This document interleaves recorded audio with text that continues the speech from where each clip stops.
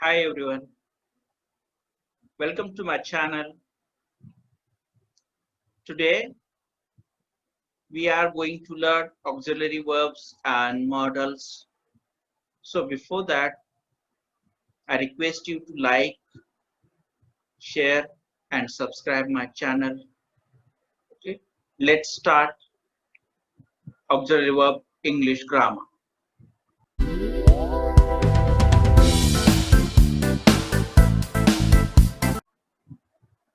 So friends, now we are discussing about auxiliary verbs and modal verbs. Okay, so let's start with auxiliary verbs. Okay, first thing that we have to know, what is auxiliary verb? Definition is there for you. Auxiliary verbs are verbs that used in forming the tenses, moods and voices of the verbs.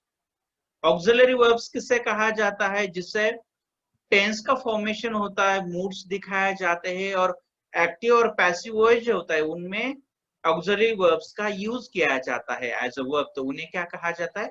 Auxiliary verbs कहा जाता है. There are 24 auxiliary verbs, we have to keep in mind. पूरे कितने auxiliary verbs है? 24 है. In speaking English and while writing, these all things are most important. That's why we have to keep in mind. All rules also given there. Okay, first we have to know which that 24 auxiliary verbs are there. Okay, first am, is, are, was, were, have, has, had, do, does, did, will, would, shall, should, can, could, may, might, must, ought to, used to, need and dare. Okay, these are 24 auxiliary verbs we have to keep in mind. ये जो है ना, ये 24 auxiliary verbs है जो आपको इसके बाद हमें इस वीडियो में पूरे की पूरे डिटेल में देखने हैं, तो ये हमें अच्छे से लर्न होने जरूरी है. उसके बाद देखो कि इसके रूल्स कैसे होते हैं, उसे कैसे यूज किया जाता है. ओके, फर्स्ट थिंग, ये जो ऑक्सिलरी वर्ब्स है ये टू ग्रुप्स में डिवाइड होते हैं. Auxiliary verbs are divided into two groups. First group is primary auxiliary verbs का ग्रुप है और दूसरा है मॉडल ऑक्सिलरी वर्ब्स, ये दूसरा ग्रुप है. तो ये दोनों में एग्जैक्टली डिफरेंस क्या है? why we call them primary and why we call them modal auxiliaries? Okay, so first thing we have to keep in mind, primary auxiliaries always change according to subject, according to tense. Okay, if the subject is singular, then we have to use only singular primary auxiliary verb with that particular subject. Okay, and primary auxiliary verbs are limited to the subject and number, means singular number or plural number. That's why we call them primary auxiliary verbs. And sometimes these primary auxiliary verbs works as a main verb in a sentence, and that is the main reason we call them primary verbs. Why we call them primary? Because they are limited with the subject and numbers. After that, sometimes they work as a main verb in the sentence. That's why they are primary auxiliary verbs. And how we have to know the modal auxiliary verbs? Okay, one thing that you have to keep in mind, with all subject, it may be singular or it may be plural, we can use all modals with them, and that's why they are modals. Okay, they shows the mood of the subject, that's why that are modals. Okay, this is the main difference between primary auxiliary and modal auxiliary. Primary auxiliary कैसे क्यों कहा जाता है? am, is, are, was, were, have, has, had, do, does, did, ये जो 11 verbs है इन्हें primary auxiliary verbs क्यों कहा जाता है? क्योंकि ये सब्जेक्ट से लिमिटेड होते हैं और नंबर से लिमिटेड होते हैं. मतलब कौन से सब्जेक्ट के साथ कौन सा ऑक्सिलरी वर्ब यूज करना है, ये इनके लिए लिमिटेशंस होती है.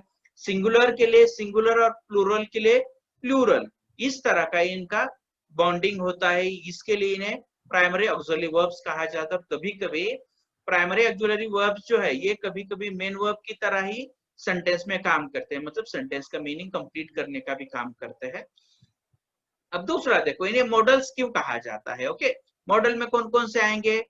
will, would, shall, should, can, could, may, might, must, ought to, used to, need and dare to. Okay, these remaining auxiliaries are modal auxiliaries. And why we call them modals? Because they are not limited with subject or numbers. Okay, and they show the mood of the subject. तो इन्हें model ही क्यों कहा जाता है? क्योंकि ये देखो, आप जो ये मॉडल्स देखते हैं विल से लेकर डियर टू तक, ये आप हर एक सब्जेक्ट के साथ उन्हें यूज कर सकते हैं, फिर वो सब्जेक्ट सिंगुलर हो या प्लूरल हो। ओके, दोनों के साथ भी उन्हें यूज कर सकते हैं। और दूसरी बात, मॉडल जब यूज करते हैं, मॉडल के नेक्स्ट वर्ड जो रहेगा उसके आगे आने वाला वो हमेशा first form of main verb होता है। ओके, और एक चीज कि ये जो मॉडल्स होते हैं जब हम इन्हें यूज करते हैं तो ये मूड्स बनाने, मूड्स सब्जेक्ट का जो मूड है, जो सब्जेक्ट है मतलब जिनके साथ हमें यूज इन चीजों को करने वाले, उनका मूड दिखाने का काम करते हैं। जैसे कि समझो फॉर एग्जांपल, जब हम क्लास में होते हैं तो स्टूडेंट्स क्या पूछते हैं, मे आई कम इन सर, तो ये जो परमिशन है ये भी क्या है, ये उनका एक मूड होता है। ओके, ठीक है, इस तरह से ये प्राइमरी और मॉडल ऑक्सिलरीज यहाँ पे हम देख सकते हैं। नेक्स्ट देखो, primary auxiliary verbs are divided into two forms. Okay, मतलब to be form, to have form और to do forms. Okay, in these three forms these primary auxiliary verbs are divided, and what are there that we have to see there. To be form used in the present tense and that are am, is, are. To be form जो present tense में use होते हैं तो वो कौन से auxiliary primary auxiliary verbs है? Am, is and are. These three primary auxiliary verbs are used in the present tense as to be form. Okay, दूसरा देखो, to be forms used in the past tense. Okay, near it you can see there.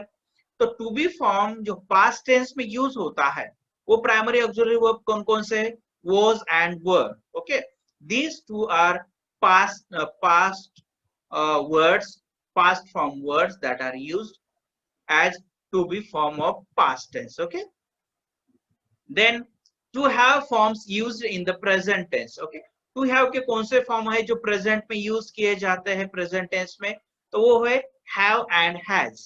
और दूसरा देखो, to have forms use in the past tense. To have का past tense में use करने वाला form कौन सा है? हैड है। Okay, had. To do forms use in the present tense. Present tense में टू डू के कौन से फॉर्म यूज किए जाते हैं?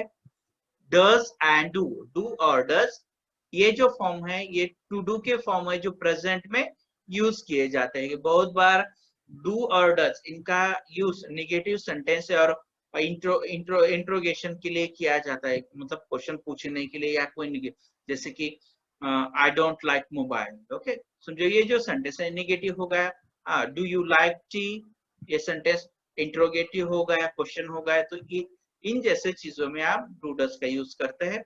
बस डू और डज इन्हें प्रेजेंट में यूज करना पड़ता है, तो उनके लिए उन्हें to do form of present tense कहा जाता है। नेक्स्ट देखो, to do form use in the past tense. तो पास्ट टेंस में कौन सा है जो टू डू का फॉर्म है? तो वो है डीड। तो इसका भी इस्तेमाल उसी तरह से किया जाता है, लेकिन पास्ट टेंस में क्वेश्चनिंग के लिए किया जाता है या सेंटेंस को नेगेटिव बनाने के लिए आप डीड का यूज कर सकते हैं। नेक्स्ट देखो,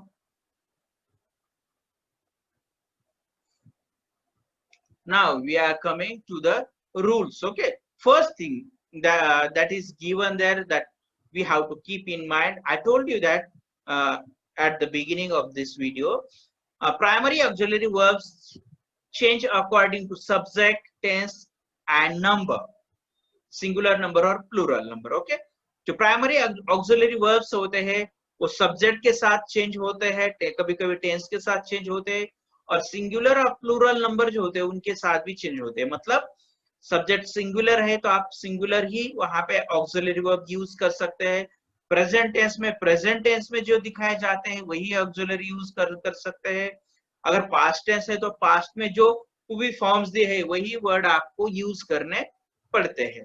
देखो तो फर्स्ट क्या है, इन द प्रेजेंट टेंस। तो प्रेजेंट टेंस में कैसे इन्हें यूज किया जाता है, सबसे पहले एक पूरे मॉडल और पूरे ऑक्सिलरीज हम देखेंगे वन बाय वन।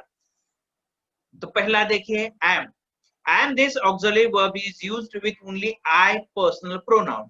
एम जो ऑक्सिलरी वर्ब है इसे बस आई इस एक ही पर्सनल प्रोनाउन के साथ, इस एक ही सब्जेक्ट के साथ यूज किया जाता है। एम को दूसरे किसी भी सब्जेक्ट के साथ आप यूज नहीं कर सकते। एम ये बस प्रेजेंट टेंस में यूज होने वाला ऑक्सिलरी वर्ब है, प्राइमरी ऑक्सिलरी वर्ब है। Okay, two examples are given there. I am a teacher, I am learning English grammar. Okay, these two sentences are there, and we have underlined the auxiliary verbs there because we have to know that which auxiliary verbs we have used there. Second देखो, is this auxiliary verb is used with he, she, it personal pronouns and with proper singular nouns. Proper singular nouns मतलब जैसे कि name of person or name of anything, okay, name of place, okay, but that must be a singular noun, and with them we can use is as auxiliary verb. And when we are talking about personal pronoun, then the third person singular pronouns that are he, she and it, only with them we have to use is as an auxiliary verb. Okay, so 4 examples are given there for your better understanding. Example first, he is a boy, she is an actress, it is a tree, Arvin is teaching English grammar. These are 4 sentences given there. Okay, you have to keep that all rules in your mind, because when you speak English at that time, we must use these rules, okay, and it becomes a completely and perfect English. Okay, so next, in the present tense, okay, next thing, this auxiliary verb is used with only you, we, they personal pronoun and with any plural subject. Are जो है, are का use कब कर सकते हैं और कहां कर सकते हैं? प्रेजेंट टेंस में, मतलब वर्तमान काल में जो चालू है उसमें जब सब्जेक्ट वी यू और दे इन तीनों में से होगा या कोई भी प्लूरल सब्जेक्ट होगा, तभी आप आर उसके साथ यूज कर सकते हैं जब आप बात करते हैं, जब आप कोई चीज लिखते हैं। Okay, in speaking English and in writing English, we have to keep these all rules in our mind. Okay, so this is present tense auxiliary verbs to be formed, and it's a plural. Okay, and that's why these auxiliary verbs we must use only with the plural subjects. Okay, ये plural है तो इन्हें बस plural subject के साथ ही use किया जाता है, जैसे कि वी, यू एंड दे, ये तीनों भी प्लूरल सब्जेक्ट्स है, उनके साथ इन्हें यूज किया जाता है। Example, you are a doctor, you are playing cricket, you are students, we are going to Aurangabad, they are players. Okay, so you can see their examples are given there for you. When the subject is plural and when we are talking in a present tense, at that time we have to use are with it. Okay, for like this. Next, in the past tense, now we move for the past tense. In the past tense, was this auxiliary verb is used with I, he, she, it, with this personal pronoun and with any singular subject. Okay, was कैसे कहाँ पे use होगा? was जब past tense आपको दिखाना है, past tense के बारे में बात करनी है, और जब आप सब्जेक्ट he, she, it इनमें से कुछ यूज करना चाहते हैं या कोई भी सिंगुलर सब्जेक्ट यूज करना चाहते हैं तभी आप उनके साथ was का यूज करेंगे, अदरवाइज दूसरों के साथ इस was का यूज नहीं हो सकता। was पास्ट टेंस में कब यूज होगा? जब subject I, he, she, it और एनी सिंगुलर सब्जेक्ट होगा तभी was का यूज पास्ट टेंस में किया जाएगा। आप एग्जांपल देख सकते हैं, I was a cricketer, he was writing a letter, Ram was reading a book. Okay, these three examples are there. Was is used with I, he, and the singular subject. Okay, proper singular noun Ram. So these rules we have to keep in our mind for the better understanding. So next, a verb. Where this auxiliary verb is used with we, you, and they. Okay. Why we have to use with we, you, and they? Because where this is a plural auxiliary verbs. That's why we have to use it with only with the plurals, because we have learned that primary auxiliaries are limited with the subject and numbers, singular number or plural number, and that's why where this is a plural, and that's why we have to use only the plural subjects with were. Okay, and if when we are using where at that time, we always keep in mind where a word, this auxiliary verb is used only with the plural subjects. जो plural होगा, एक से ज्यादा जो थे बहुवचनीय उन जिन्हें कहा जाता है उनके साथ ही आप का यूज कर सकते हैं, जिनमें वी, यू, दे ये भी पर्सनल प्रोनाउन आते हैं, या फिर कोई भी मोर देन वन कोई भी ऐसे सब्जेक्ट आप यूज करना चाहते हैं जो एक से ज्यादा हो, उनके साथ आप पास्ट टेंस अगर दिखाना चाहते हैं तो वर का यूज कर सकते हैं। Two examples are given there, we were girls, they were learning tables. Okay, these are two examples are there for your understanding. Next, in the present tense, how this auxiliary verb is used with I, we, you, they personal pronoun to show possessiveness and ownership, and also used in the perfect tense. Okay, जो have है, have ये present tense में use किए जाने वाला auxiliary verb है, जिसे आई, we, you और दे इनके साथ यूज किया जाता है। लेकिन कब? जब हमें किसी चीज की ओनरशिप दिखानी हो, या पॉजिटिवनेस दिखाना हो, या परफेक्ट टेंस दिखाना है। जब हम प्रेजेंट परफेक्ट टेंस दिखाने की कोशिश करेंगे, उस वक्त हम हैव का यूज कर सकते हैं। जैसे कि एग्जांपल आप दे सकते हैं, I have a car. Okay, this shows the ownership of positiveness, मतलब मेरे पास बाइक है, मतलब ये मेरी बाइक है। जो भी है, आप उस बाइक पे आपकी ओनरशिप दिखा रहे हो, मेरे पास बाइक है या मुझे बाइक है। They have their own cars, तो हम यहाँ पे क्या करते हैं, दे मतलब कुछ लोग हैं जो दूसरे हैं, हमारे पड़ोसी या कोई भी है, उनकी खुद की कार है, ये उन लोगों का पॉजिटिवनेस हम वहां पे या ओनरशिप वहां पे हम दिखाने की कोशिश करते हैं। और थर्ड देखो, we have written a letter. In this sentence is the present perfect tense example. Okay, and while using present perfect tense, we can use have as an auxiliary verb with that given subjects like I, we, you, and they. Okay, so the next thing is that in the present tense, has this auxiliary verb is used with he, she, it personal pronoun and with any singular proper noun. Okay, ये आपको याद रखना है। देखो, have और has ये दोनों कब और कैसे यूज किए जाते हैं। have, I, we, you, they इनके साथ यूज होगा प्रेजेंट में ही, और has जो है, has किसके साथ यूज होगा? जब सब्जेक्ट he, she, it, ये जो third person singular personal pronouns है, इनके साथ ही हैज यूज होता है।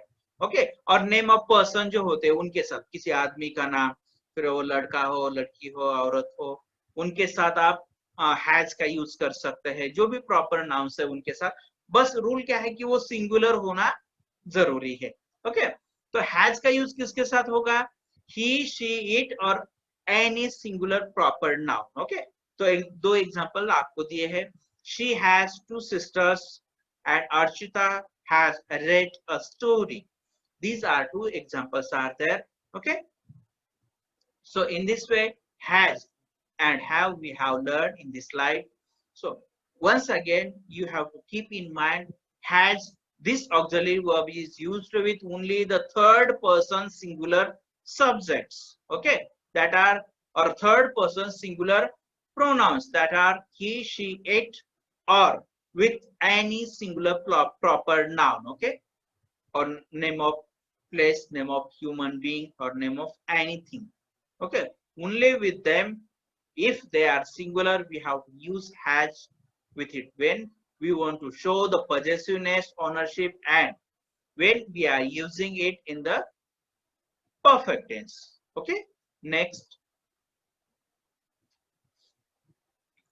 in the present tense, do, this auxiliary verb is used with I, we, you, they personal pronoun to make negative sentence and to ask a question. Okay, तो देखो present tense में जब हमें do का use करना है तो कौन से सब्जेक्ट के साथ हम डू का यूज कर सकते हैं? जब हम बात करते हैं, जब सब्जेक्ट आई, वी, यू और दे इनमें से कुछ होगा तब उनके साथ आप डू यूज कर सकते हैं.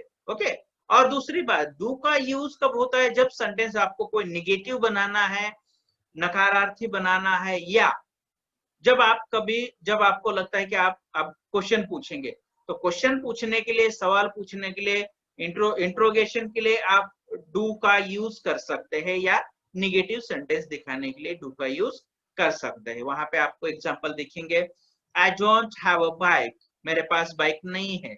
ओके, तो ये निगेटिव है, निगेटिव सेंटेंस है जिसे आई के साथ यूज किया है और डू के साथ हमने नॉट भी कनेक्ट किया है. कि इसका रूल ही क्या है?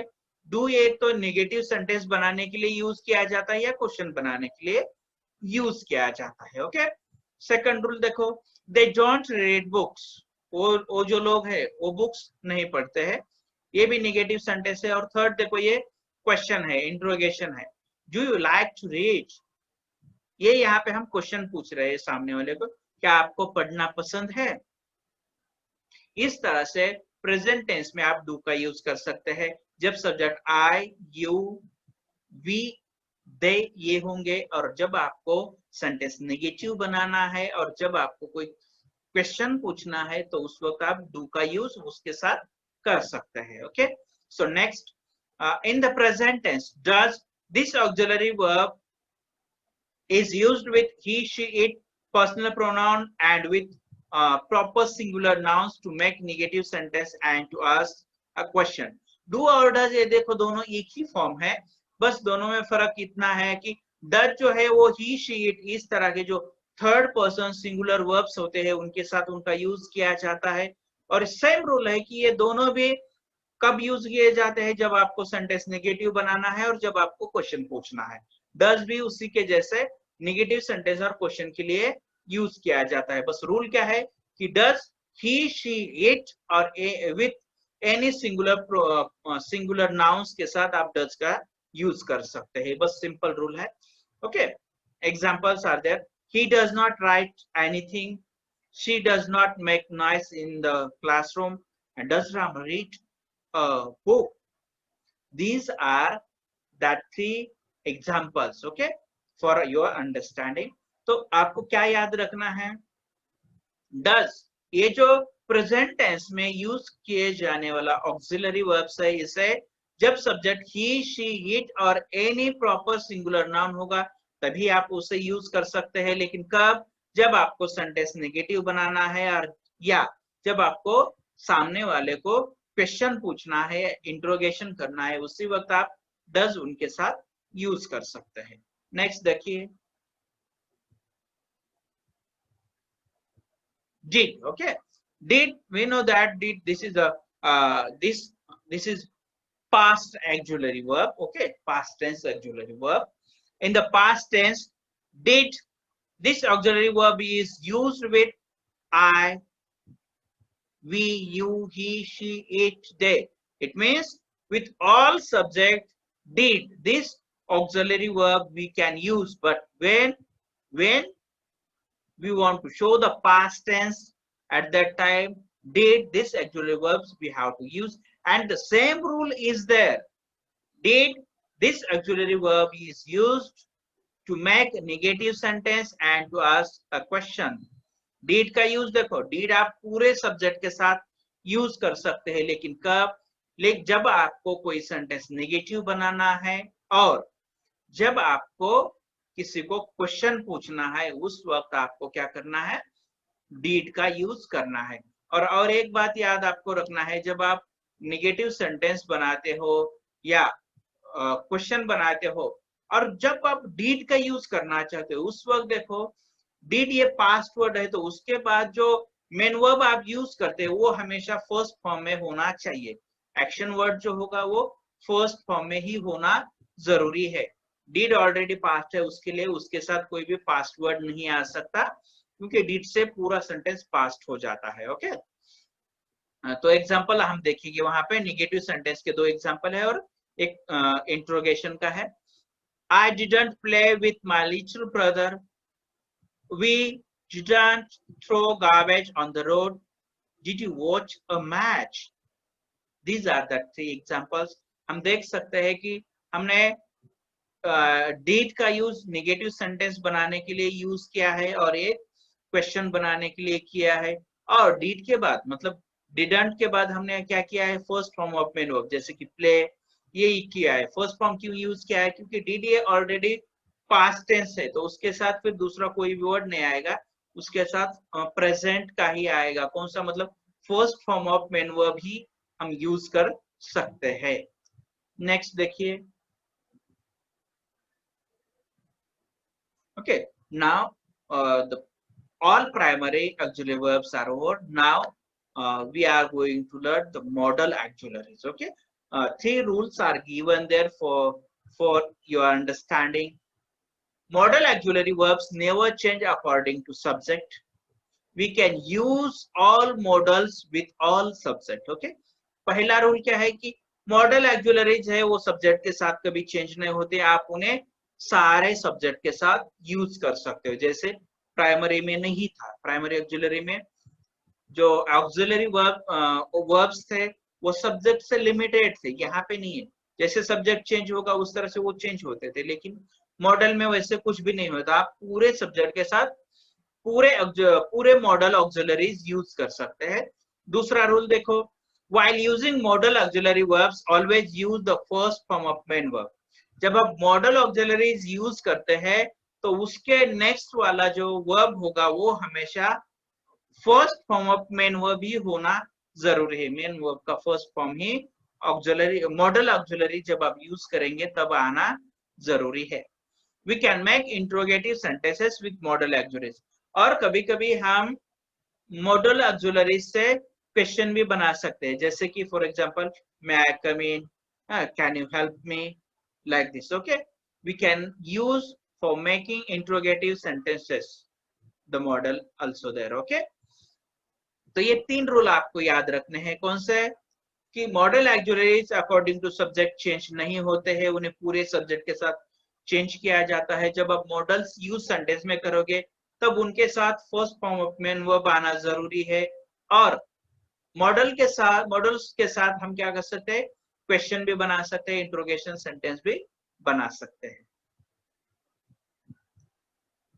Start, will and shall, these modals are used in the future tense. Okay, तो ये आपको याद रखना है, will और shall ये जो मॉडल्स है ये फ्यूचर टेंस दिखाने वाले हैं, इन्हें भविष्य मतलब भविष्य काल, आने वाला जो समय है उसके बारे में बात करने के लिए हम क्या करते हैं, will और shall का यूज करते हैं। Okay, but one small notice is there for you. Okay, shall, this modal auxiliary verb is used with only I and we personal pronoun. Okay, I, this is a singular, and we, this is a plural. Okay, it means we can use them with singular or plural. Okay, so this one rule you have to keep in mind. Shall, this auxiliary verb is used with I and we, only these two first person pronouns. Okay, second, but will, this modal auxiliary verb is used with all personal pronouns and all subject. लेकिन जो will होता है, जो future tense में हम use करते हैं, तो विल हम पूरे सब्जेक्ट के साथ यूज करते हैं। विल के लिए ऐसा कोई भी रूल नहीं है। विल आप I, we, you, he, she, it, they और name of person, anything, okay, with any subject will this modal auxiliary we can use, okay, will हर एक सब्जेक्ट के साथ हम यूज कर सकते हैं। तो एग्जांपल देखिए, I shall go there, we shall read, I will write a letter, Avinash will play with Suresh, shall I start the lecture, will you help me? Okay, there are 6 sentences. In that 6 sentences we have used shall and will, both auxiliary verbs, okay. So तो आपको once again you have to keep in mind, when the subject is I or we, at that time we can use shall with them, but while using will we can use all subject with the will auxiliary verb, okay, ये rule आपको याद रखने हैं। Next देखिए, would, would is a past form of will model। would जो है ये will का ही past form है, okay। this modal auxiliary is used to show the future past activity। जो would का यूज होता है वो कहाँ पे होते है, जो फ्यूचर पास्ट एक्टिविटी है, मतलब जैसे फ्यूचर में होने वाली पास्ट एक्टिविटी को दिखाने के लिए हम क्या करते हैं, would का यूज करते हैं। जैसे कि एग्जांपल देखो, she would carry my books, वो क्या, वो जो लड़की है, she है, लड़की के लिए यूज किया जाता है, she would carry my books, वो मेरे बुक लेके आ सकती थी, okay. Ram would be 25 years old in next month, Ram 25 years old का हो जाएगा कब, नेक्स्ट मंथ में हो जाएगा, मतलब पास्ट टेंस, ओके। सो ये फ्यूचर एक्टिविटी इस तरह से दिखाने के लिए हम would का यूज कर सकते हैं, और would क्या है, will का पास्ट फॉर्म है। should, okay, should is used in all persons to express duty and obligation। देखो should का जो यूज है वो ड्यूटीज के लिए किया जाता है, ऑब्लिगेशंस दिखाने के लिए किया जाता है। मतलब जैसे कि एग्जांपल आप देख सकते हैं, we should obey the laws, हमने क्या करना चाहिए, लॉज फॉलो करने चाहिए, ओबे करने चाहिए। Children should obey their parents, children जो है उन्होंने अपने पेरेंट्स की क्या करनी चाहिए, जो आज्ञा है उसे ओबे करना चाहिए, उसे फॉलो करना चाहिए, उसे समझना चाहिए, okay.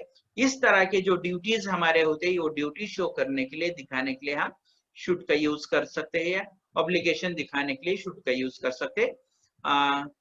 You should keep your promises, ये भी सेंटेंस देखो कि हमने अपने प्रोमिसेस पूरे करने चाहिए, जो वादा किया वो निभाना पड़ेगा, लाइक दिस, ओके।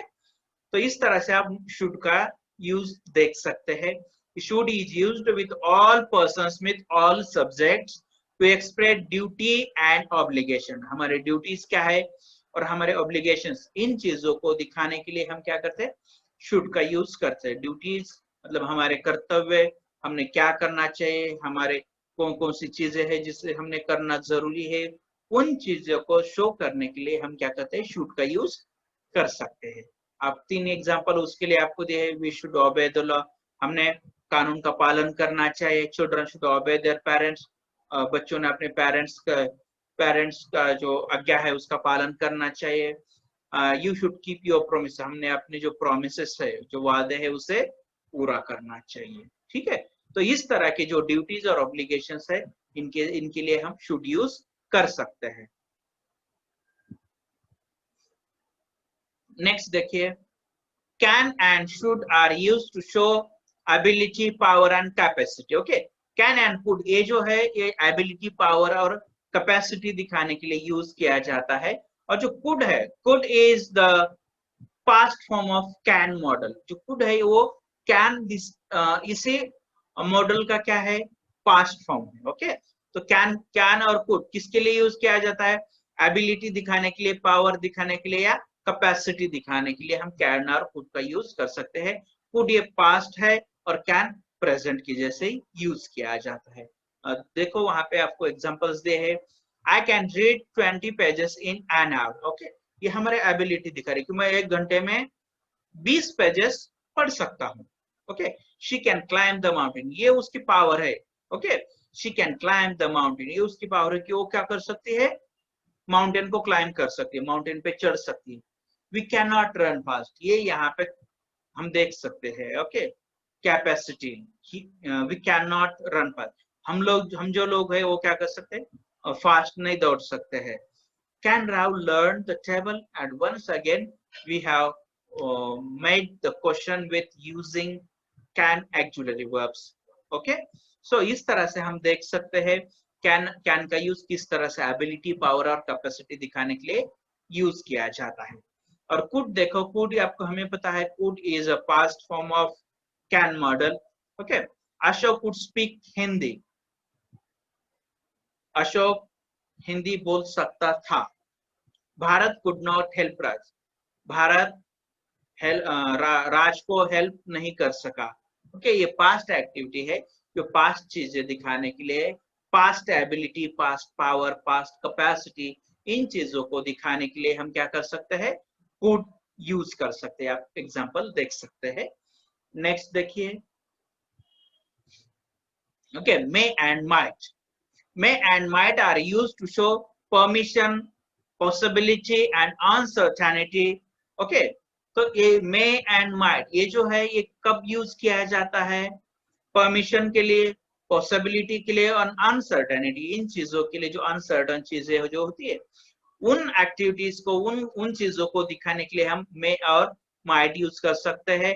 और may is used for good wishes and blessing. कभी कभी हम मे, ये जो वर्ड है ये गुड विशेस और ब्लेसिंग्स के लिए भी यूज करते हैं. ओके, दूसरी और एक चीज आपको याद रखनी है, might is the past form of May model.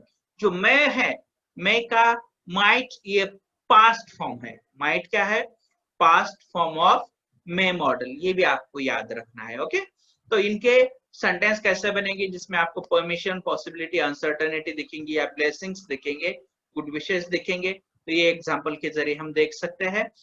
May I come in, sir? Okay, this is question. Okay, and in this question permission is there. Okay, इस सेंटेंस में हम क्या देख सकते हैं, परमिशन. एक स्टूडेंट है, टीचर से परमिशन मांग रहा है कि क्या वो अंदर आ सकता है, इस तरह से. सेकंड देखो, my uncle come today. ये पॉसिबिलिटी है. ओके, शायद मेरे अंकल आज आ जाएंगे, शायद. Okay, we eat that we may live. ये अनसर्टेनिटी है. we eat that we may live. हम क्यों खाते हैं, जीने के लिए, ताकि हम जी सके. May God bless you. ये तो आप सबको पता है, जब हैप्पी बर्थडे के लिए चाहते हो आप, तो ये हमेशा हम ब्लेसिंग के तौर पे ये सेंटेंस यूज कर सकते. May God bless you. ये मे यहाँ पे क्वेश्चन नहीं बनाएगा, कुछ भी नहीं, ये ब्लेसिंग के लिए है. तो इस तरह से हम मे के सेंटेंस देख सकते हैं. Okay, once again you have to keep in your mind, may and might are used to show permission, possibility and uncertainty. And may this word or this auxiliary verb is used for good wishes and blessings also. Okay, and might, this is the past form of may model. Okay, and after that we will see some two examples of model might. Okay, might, this is also the model and the past form of may. Okay, two examples are there. I might use your mobile. She might get the bus. Okay, इस तरह से आप ये दो sentence दे सकते हैं. ये भी क्या है, पॉसिबिलिटी, अनसर्टेनिटी, इनके लिए ये दोनों यूज किए जाते हैं. Okay, I might use your mobile. मतलब क्या है कि शायद मैं आपका मोबाइल यूज कर सका. He might get the bus. शायद उसे बस मिल चुकी थी. इस तरह से आप उनका यूज अपने सेंटेंस में कर सकते हैं. जब आपको स्पीक करना है, बात करनी है, उस वक्त ये पूरे रूल्स याद रख के आपको ज्यादा से ज्यादा अच्छी तरह से उन्हें यूज करना है. Okay, in writing and in speaking, these all rules we have to keep in mind, and after that it is become very useful for the English. Okay, next देखिए. must. Okay, must. This model is used to show compulsion, necessity and obligation.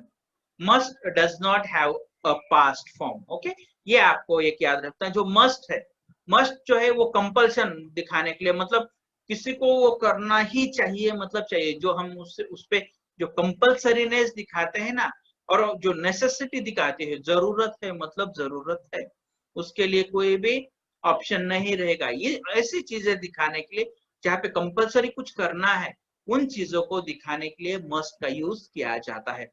और must इस model का कोई भी past form नहीं है।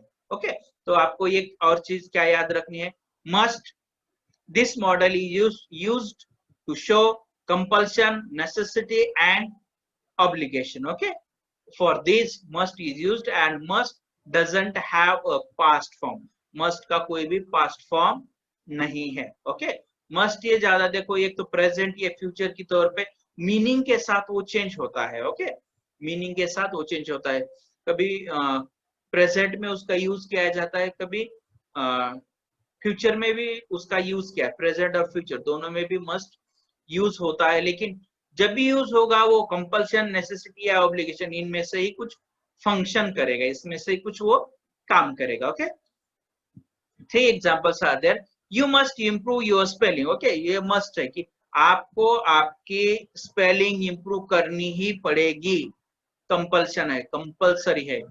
We must get up early, ये necessity है, हमने सुबह जल्दी उठना ही चाहिए। We must not smoke in the premises, हमने जो ऐसी जगह होती, प्रीमाइसेस होते हैं, प्लेसेस होते हैं, वहां पे स्मोकिंग नहीं करनी चाहिए। ओके, ये भी क्या है, ये कंपल्सन है हम लोगों पे, ये हमारे ऑब्लिगेशन है, ये सब चीजें हमने यहाँ पे देखी है। ओके, तो क्या है मस्ट में, जब मस्ट का यूज होगा उसमें हम कंपल्शन या नेसेसिटी या ऑब्लिगेशन इनको देखेंगे, और मस्ट का कोई भी पास्ट फॉर्म नहीं होता। मस्ट ये प्रेजेंट या फ्यूचर, ये दोनों चीजें दिखाने का काम करता है। ओके, एंड एग्जांपल आपने वहां पे देखे हैं। नेक्स्ट देखिए। Okay, now next thing is there semi models. Okay, ought to, used to, need and dare to, these are called the semi models. okay, इन्हें semi models कहा जाता है। क्यों, कभी क्यों कहा जाता है कि sometimes these words works as model or sometimes these words works as main work, and that's why we call them semi models. semi models क्यों कहा जाता है, कभी कभी ये जो वर्ड्स है ना, ये मेन वर्ब की तरह कभी काम करते हैं और कभी कभी मॉडल की तरह करते हैं, उसके लिए उन्हें सेमी मॉडल दोनों के बीच में रख दिया। ठीक है, देखो अभी उनके रूल्स देखेंगे। ought to is used to express a moral obligation or desirability and probability. okay, तो ought to का यूज कब होता है, जब ऑब्लिगेशंस हमें दिखाने हैं। ओके, लाइक ought का यूज करीबन should के जैसे होता है। ओके, जैसे कि हमारे कुछ डिजायर, कुछ ड्यूटीज होती है, उसी तरह ought to का भी यूज होता है। और जो हमारे डिजायर होते हैं, मतलब हमारी कुछ इच्छाएं होती है, किसी और से अपेक्षाएं होती है, उनके लिए भी ought to यूज होता है। और प्रोबेबिलिटी, जो प्रोबेबिलिटी होती है ना, उन चीजों को दिखाने के लिए भी हम ought का यूज कर सकते हैं। 4 examples are given there. We ought to love our neighbors. Okay, हमने क्या करना है, हम लोगों ने हमारे नेबर से प्यार करना चाहिए, लव करना चाहिए। This book ought to be very useful, ये बुक बहुत यूजफुल होनी चाहिए। ये क्या है, हमारे ये प्रोबेबिलिटी है कि हमें ऐसे लगता है कि ये जो बुक है ये बहुत यूजफुल हो सकती है। ओके, होनी चाहिए। Prices ought to be calm down. Okay, ये हमारे इच्छा है कि कोई भी चीज के जो दाम है वो कम होने चाहिए। You ought to know better, आपको बेटर समझना चाहिए, आपको ज्यादा से ज्यादा समझना चाहिए। ये क्या है, ये ड्यूटी है हमारी, ये प्रोबेबिलिटी है, डिजायर है। ठीक है, इस तरह से आप ये पूरी चीजें देख सकते हैं। कौन कौन से एग्जाम्पल है? Okay, first thing, ought to is used to express moral obligation, desirability and probability, इन चीजों के लिए ought to का यूज किया जाता है। For examples are there, we ought to love our neighbors, this book ought to be very useful, prices ought to be come down, and you ought to know better. Okay, so next देखो used to is used to express past habits. Okay, जो past habits है, जो हमारे जो past की आदतें हैं, उन चीजों को दिखाने के लिए used to का यूज किया जाता है। Okay, two examples are there. He used to get up early in the morning. वो सुबह जल्दी उठता था। ओके, अब उसकी क्या आदत है हमें पता नहीं। ठीक है, तो ये पास्ट हैबिट है, ये पुरानी उसकी जो आदत है, उस चीज को दिखाने के लिए हम यूज टू का यूज कर सकते हैं। और सेकंड एग्जांपल देखो, they used not to smoke, उन लोगों ने क्या करना नहीं चाहिए, स्मोकिंग वहां पे नहीं करनी चाहिए थी। ये भी पास्ट हैबिट कि जब हम पास्ट हैबिट के बारे में बात करते हैं तो पास्ट हैबिट के लिए यूज टू का यूज करना पड़ता है। जैसे कि आप टू एग्जांपल्स वहां पे दे सकते हैं। He used to get up in the morning, वो सुबह जल्दी उठता था, ये उसकी आदत हो गई पास्ट की। दे यूज नॉट टू स्मोक, वो लोग कभी स्मोक नहीं करते थे, ये उनकी एक पास्ट हैबिट के बारे में कि उन्हें कोई भी ऐसी बुरी आदत नहीं थी। नेक्स्ट देखो, need. Okay, need, this semi model is used to express necessity. Necessity मतलब जरूरत, requirement. Okay, sometimes it's used as main verb and at the time it changes according to subject. Okay, तो ये देखो यहाँ पे ये semi model क्यों इन्हें कहा जाता है, ये रूल हमें नीड, जब हम नीड और डेयर ये पढ़ेंगे तो समझ में आएगा।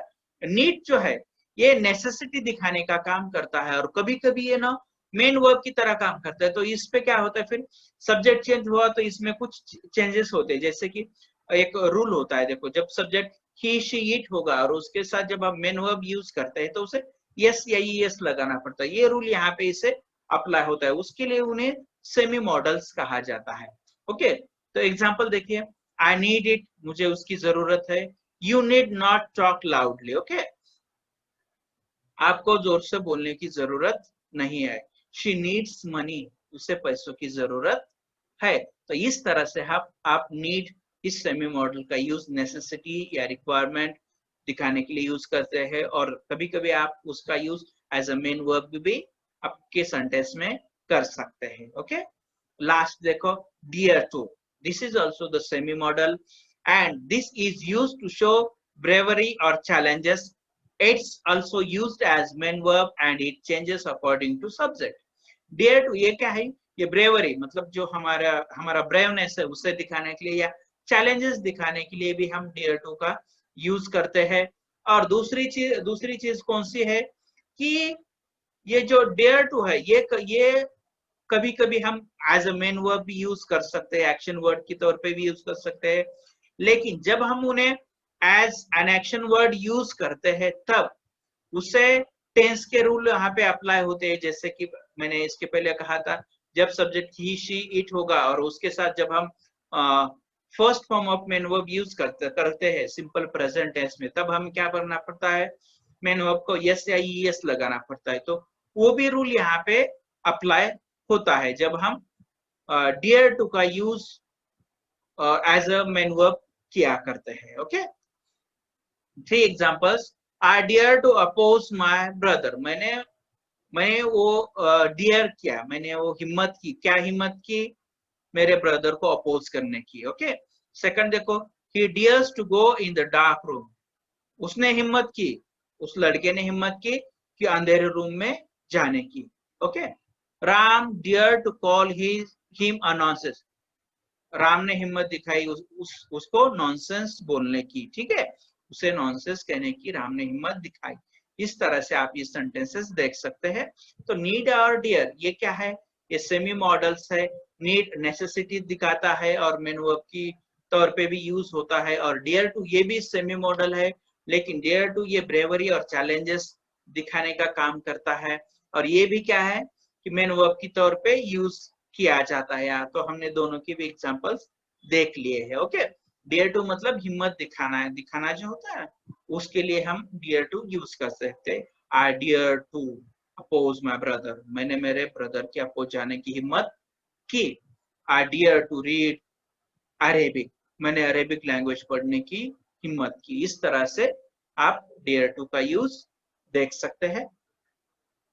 Okay, so students, if you like my video, so please subscribe my channel and press the bell icon and like, share and subscribe also. Okay, so thank you guys for watching my video.